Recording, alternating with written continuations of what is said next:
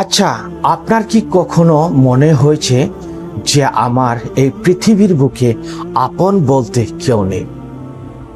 আপনি কি কোনো নিঃসঙ্গতার এমন এক অন্ধকারে দাঁড়িয়ে আছেন যেখানে চারপাশে হাজার মানুষ থেকেও নিজেকে একদম একা মনে হয়?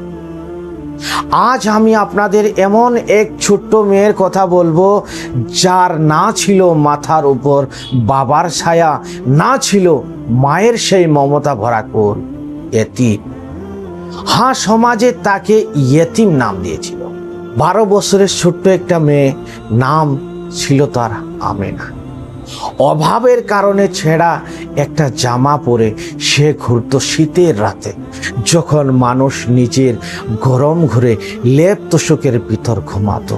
এই এতিম মেয়েটি তখন ভাঙা এক বারান্দায় ঠক ঠক করে কাঁপত। পেটে খাবার নেই, গায়ে কাপড় নেই, চোখের জল মোছার মতো একজন মানুষও তার পাশে ছিল না। কিন্তু জানেন, সেই নিষ্পাপ মেয়েটি কখনো ভেঙে পড়েনি। সে কখনো মানুষের কাছে হাত পেতে নিজের সম্মানকে বিক্রি করে দেয়নি। সে প্রতি রাতে চোখের জলে নিজের রবের কাছে হাত তুলতো আর বলতো, হে আমার পরম দয়ালুময়, পুরো দুনিয়ায় আমাকে তাড়িয়ে দিয়েছে, কিন্তু তুমি তো আমাকে তাড়িয়ে দাওনি। তুমি একমাত্র এতিমদেরকে আশ্রয়দাতা। আল্লাহর কসম, যে হৃদয় থেকে একনিষ্ঠভাবে কান্না বের হয়, তা কখনো আরশের মালিকের কাছে গিয়ে খালি হাতে ফিরে আসে না। এক ঝড়ের রাতে যখন বাতাসে চারপাশ থমথম করছে, আমেনা একটা মসজিদের বারান্দায় বসে একা একা ফুঁফিয়ে কাঁদেছিল। ঠিক সেই সময় এক ধার্মিক ও ধনী ব্যক্তি মসজিদ থেকে বের হচ্ছিলেন। তিনি মেয়েটিকে দেখে থমকে দাঁড়ালেন, কাছে গিয়ে জিজ্ঞাসা করলেন, মা, এত রাতে এখানে কেন বসে আছো? মেয়েটি চোখের জল মুছে শান্ত কণ্ঠে বলল, চাচা, আমার এই দুনিয়ায় আর কেউ নেই, শুধু আল্লাহ আছেন। সুবহানাল্লাহ। এই একটা বাক্য লোকটির হৃদয়কে এক মুহূর্তে তছনছ করে দিল। লোকটি চোখের পানে এসে গেল। তিনি বুঝে গেলেন যে এটি কোনো সাধারণ সাক্ষাৎ নয়। আল্লাহ তাআলা এই এতিম মেয়েটির দোয়া কবুল করে তাকে এই ঠিকানায় পাঠিয়েছেন। সেই রাতেই লোকটির মাধ্যমে আমেনা পেল এক নিরাপদ আশ্রয়, পড়াশোনার সুযোগ এবং একটি সুন্দর জীবন, যে মেয়েটির গতকাল কিচ্ছু ছিল না।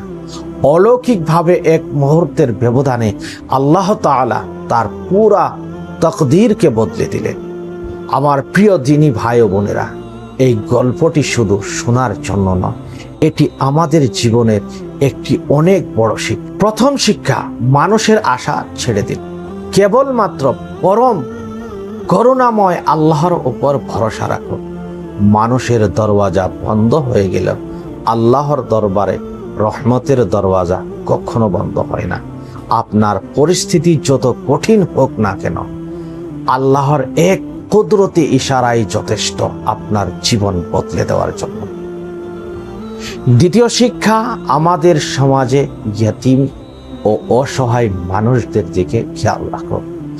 আপনার সামান্য একটি সহানুভূতি, আপনার দেওয়া একটু আশ্রয় হয়তো কোনো ইয়তীমের জীবনের সবচেয়ে বড় অলৌকিক পরিবর্তন হতে পারে। রাসূলুল্লাহ সাল্লাল্লাহু আলাইহি ওয়াসাল্লাম তার 2 আঙ্গুলের পাশাপাশি রেখে বলেছেন যে আমি এবং ইয়তীমদের দায়িত্ব গ্রহণকারী জান্নাতে ঠিক একসাথেই থাকবো। সহিহ বুখারী। আল্লাহ তাআলা আমাদের সবাইকে ইয়তীমদের প্রতি সদয় হওয়ার এবং সর্বস্থায়ী তার উপর পূর্ণ ভরসা রাখার তৌফিক দান করুন। প্রিয় দর্শক মণ্ডলী, আজকের ভিডিওটি কেমন হলো কমেন্ট করে আপনাদের মতামত নিশ্চয়ই জানাবেন। ভিডিওটি যদি ভালো লাগে একটি লাইক করবেন আর শেয়ার অন্যদের কাছে নিশ্চয়ই করবেন। ভিডিওতে যারা নতুন আসছেন, চ্যানেলে যারা নতুন আসছেন, আমার চ্যানেল অসরা ফ্যামিলি ডিজিটাল, এই চ্যানেলটিকে সাবস্ক্রাইব করবেন। যারা ফেসবুকে দেখছেন, পেজটাকে ফলো করবেন। আজকের মতো এতটুকুই, আবার সাক্ষাৎ হবে অন্য একটি ভিডিওর সাথে।